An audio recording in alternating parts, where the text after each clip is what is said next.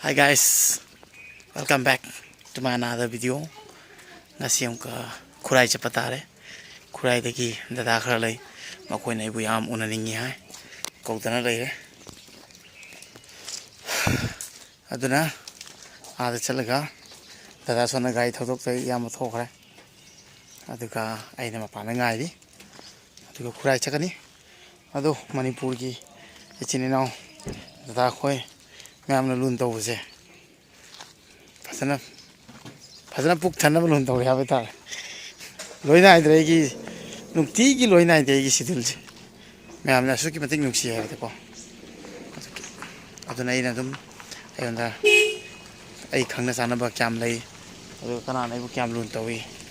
लोई शेयर तो रोके ना वीडियो हाफ कलक पने तो अकन ना माय ले छोई गाड़ी गाइस फिर से हम लोग आज खुराई जाएंगे खुराई में भी कुछ ब्रदर है जो मुझसे मिलना चाहते हैं तो इनवाइट किया है। मणिपुर के लोग मुझे कितना प्यार करते हैं आप लोगों में बता नहीं सकता। बहुत सारा मतलब फैन है, फ्रेंड्स है और भैया भाई बहन, तो उसी के लिए मैं कहाँ जाता हूँ और मेरा जान पहचान कितना है सभी को मैं शेयर करना चाहता हूँ। तो मुझे कितना सारा प्यार मिल रहा है फिर से शेयर करूँगा मैं इस ब्लॉग में। तो चलिए गाई तो से अदुगा खुराई अमुक यौरसिको मैम black ngasi itu ya masuk black aja black lah black apa nih ngasi सब black kali le dengan nanti pamum jauh mana ke heli male pamum se ya mana heli ai gidi bisik pi pamum ya ada ya mana दिख heli bicep का size भैया का थोड़ा ज़्यादा है मेरा कम है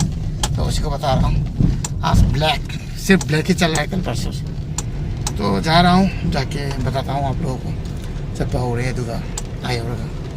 या मत हो रहे सेम कॉन्सेप्ट नहीं बात क्या हम खाना चाहने वाले क्या मैं वो नुक्सी क्या हम लून तभी क्या चली तो क्या लग गया नमक पने आई हो रहा मत ताप हो रहा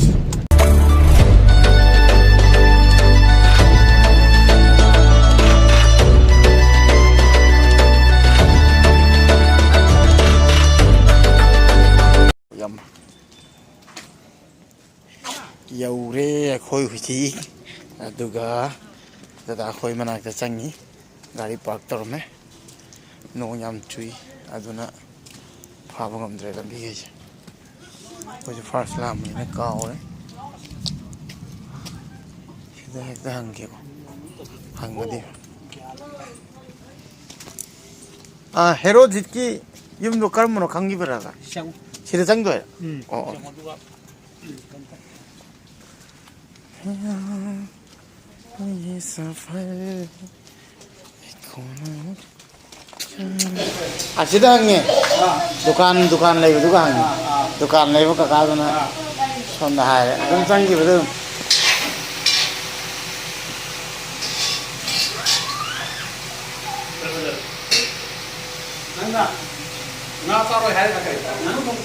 लोई जानी ना दारा जी ने थोनी मुरा तुम लोई जा दो कई कना तो अदुना करी nga अदुना करी अमुक कदे तुम हलो अमुक कदे तुम ओ मामा जा दो डगन है हम ना सेंदे जुमी मी हाई तो गाय दे मोय तो निये मेरी गाय यानी क्या है मोय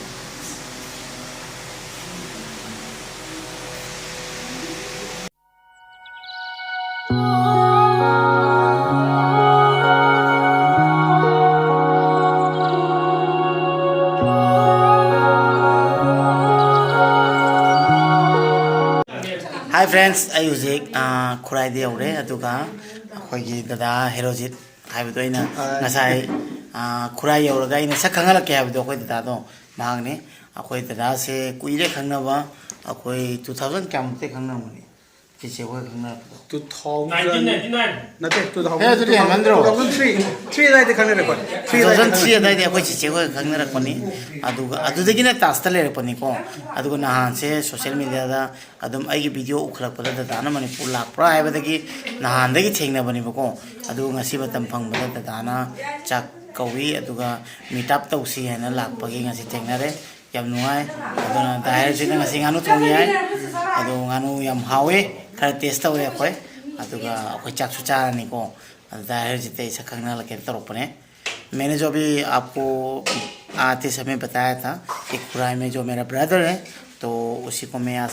आप लोग से मिलवा रहा हूँ तो दाहिर जी प्लीज एक बार हाय बोल लीजिए हाय एवरीबॉडी हाय तो खाना बन चुका है आज दाग करी बन रहा है और दाहिर जी का जितना भी रिलेटिव है सब लोग यहाँ पे बिजी है आप लोग देख सकते हैं कि सब लोग बिजी है खाना पकाने में खाना बनाने में और वहाँ पे दाहिर की फ्रेंड नहीं बको दाखिलन का वही मम्मी अदु दाखिलन जे चाहिए दिशा अदुगा अंगांग याम साबा मैं हम सब घंगा लगे बको अदुगा सोमदा याम जो ले रे नवो सपाम अदुगा कोई चक्चा बचंग नहीं बको बट चक्चा दिंगे दाहिर ते सकता लगे तरफ ने बको अदुगा दाहिर की रिलेटिव ले बसिंग अंगांग सिंग जो लोई फई बको इते में जो फई लोई नो फई याम लोन तवे मोय लोई सिन लांगी बा चक्चा न बको मैम दा दम सकता लगे ना तरफ ने बको दाहिर की रिलेटिव सिंग जो लोई सकता लगे अदु मोय मैम चा न लोई सिन बीरी चा लोइरेगा दम मैम दा सकता चरके अदु फाउ तो मैम वीडियो दा live makan mai kau mai makan bi makan jauh Aduh di hari makan tuker ni tak. Engon dah panggil tu mengon dah tak teruk. तो सीनी दाखिल ना जगह हम साई जी सही से सही दी हाँ रो ये सारी Oh, kan dah tu. Nanau nanti makan. हाँ hai dah hai kau sudah ni आई खूब या मको पिरो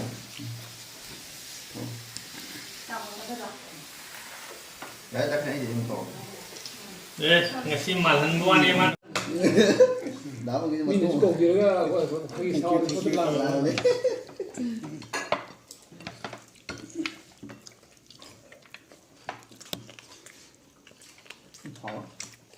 ở nơi nó qua tuần đi Bangalore vậy Bangalore आई थवाई नहीं है मादी mà nó nói bí tao phục đây này mà nó nói bí tao phục đây vậy हाँ mà học cái học mình thắm đi đầm như thế thôi आप चले तो my नहीं thật với công như thế này tập cái gì ôi तो बंगा कान दे को how जाओ तो जाओ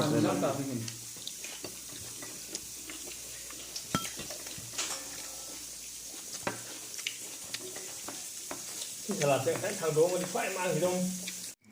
हाय फ्रेंड्स फाइनली आई दाहिर जी जो ना चाय सिंह चामिना रहे अदुगा माय रिलेटिव सिंह जो खन्ना है मैं फाइनली यहाँ पे पहुँच के दाहिर जी का जितना भी रिलेटिव है सबके साथ मिल चुका हूँ और सबके साथ बातचीत करके आज सबके साथ जान पहचान हो चुका हूँ तो अभी मैं आप लोगों को शेयर करना चाहता हूँ जितना भी रिलेटिव है दाहिर जी के रिलेटिव लाइव सिंह मैं आप लोगों तक सरत की बोको ऐसे ना साया है कुराई के लाकनी चाक कौड़ी में हम चलने नहीं अदो बट ऐसे मुझे खेलने से चंद जिंग जो बुझी अपन नाक मार खाना बने बट यामना फ्रैंकली होए अदुगा याम फैमिली फील तवे जो कई नुमाय तो फील तवे सोमना लाइदिना दाहिर की मिसेस ने ते मंदा हाय तवीरो अदो इते में निंग जे तई याना पबिगे दम तक हाजियो इते में निंग रोमिता को इते में निंग इते में का नाम रोमिता है भाभी का नाम और इधर में जो है तो दाहिर का मिसेस का सिस्टर लगता है रिलेटिव में है बेटी इते मगी अच्छी मनाओ कोई तो इचे भी मिंजे का इदम तक आई Hi, my name is Asapriya. तो असाप्रिया जे हुजी अखोई के मणिपुर की टॉम टीवी है चैनल जिगा मा न्यूज़ रीडिंग तंगरी नि तक अदुगा मागी मतम से पुमा पन मदे न मोय को Prime time. अदुना दुम टॉम टीवी रा याम सब्सक्राइब तो बिरगदी इचन की न्यूज़ को जो दुम पंगिगनी है ना खले अदुगा सोमदा माई मखादा मसेले रे सोमदा ले तो याम क्यों कोई बा पेनाओ पेनाओ के सिंग मुझे कहीं नाम तंग आजी रा मैं तरुण प्रिया का वही पेनाओ मम्मी को पेनाओ वाले जिंदा नुकसीने को वही मैं अपना पेनाओ जी हम क्यों रोए हम फ्रेंकली हो या कोई लाख तक आए रोए ना फ्री होए ना रे अरे मैं आप शेयर करो अदो तुम तो सोमदा ले रे पेनाओ की आईडी एल्डर हो रो younger brother अदो ब्रदर मम्मी कम तक आईडी में अपना Hi, ꯑꯩꯒꯤ ꯃꯤꯡꯅ ꯀꯩꯅꯣꯅꯤ ꯏꯁꯣꯔꯆꯥꯟ ꯀꯧꯋꯦ ꯑꯗꯣ ꯑꯩꯈꯣꯏꯒꯤ ꯏꯌꯥꯝꯕꯒꯤ ꯆꯦꯅꯦꯜꯁꯤꯁꯨ ꯃꯌꯥꯝ ꯌꯦꯡꯕꯤꯔꯒꯗꯤ ꯁꯕꯁꯀ꯭ꯔꯥꯏꯕ ꯇꯧꯕꯤꯔꯣ ꯀꯃꯦꯟ ꯇꯧꯕꯤꯔꯣ ꯑꯗꯨꯒ ꯁꯤꯌꯔꯁꯨ ꯇꯧꯕꯤꯌꯣ ꯌꯥꯝꯅ ꯑꯦꯄ꯭ꯔꯤꯁꯤꯌꯦꯠ ꯇꯧꯖꯩ ꯃꯊꯪꯗ ꯑꯩꯈꯣꯏ ꯁꯣꯝꯗ ꯌꯥꯝ ꯑꯉꯥꯡ ꯍꯥꯏꯕꯗꯤ ꯑꯩꯈꯣꯏ चही हमें नौरो दाहिर के फ्रेंड है मेरा जो भैया है हरजीत भैया तो उसका फ्रेंड है लेकिन वो बहुत छोटा है उम्र में आई मैम आई कनोने इनाउ जिगी मैम बा थाई लेकिन जो तिनला बा डॉक्टर खलेन मतलब दाहिर से हाय अपने तो बिना ना है बिरो आई मी हेरोजिक कौवे आई कनकी अभी की चचेगा आदा कोई पुलप कनोनी अदो अभी सिजो कोई तुम ping I तिनरबा I इनाउनी I point बिनाउ चही क्या दे तिने कोई चेगा कोई सी 2003-4 अदा की तिनरे आई खंदो कोई कोई खंदो ले सही कुन सुरे sang ba kanong lai kre lesson kanong ma khoi mo lai kre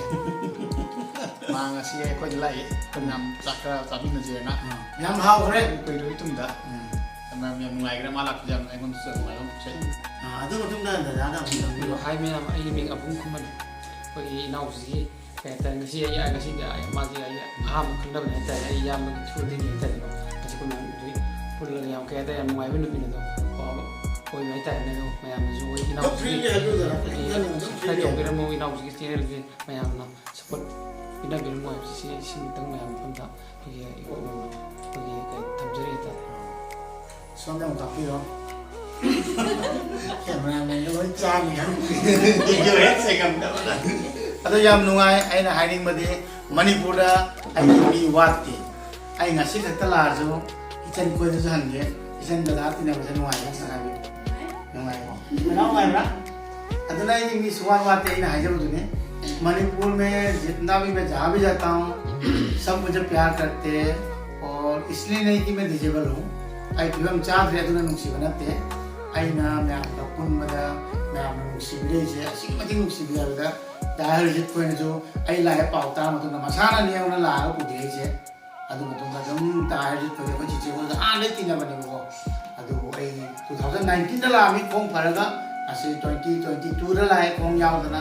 अदु चप मानना दो आई वो नुक्सी भी हान तौना करीम जे खेना ब थंबी दे आई जे कोंग नाम सोय ग यावद्रे फिल्म चा देना अदु ने जो हेना नुक्सी आई सुलाम दा कंफर्ट होय तनाम तना आई असमाने उबो फंगदे जे डिजिबल नि हाइना दा बखत करीम तो उबो फंगदे अदु नै ना मैम दे शेयर तो रे जे नते आई एवरी डेली ब्लॉग से आई ना थेंगना ब जप्पा आई वो नुक्सी ब मी क्या की मतिक ले है जे मैम शेयर तो नि ना जे ब्लॉग से मथा मथा ता तुम से पनी अदु ने डिजिबल होय बे चिनि नाउ सिं करीम तो पुमिन सोधबी हनो युमने मा पान थोपिउ अदु मैम पुमिन ना नुक्सी ना को जो लोने नि बया हायन करियोगनि तंबो नमदे पुछि या से को अदना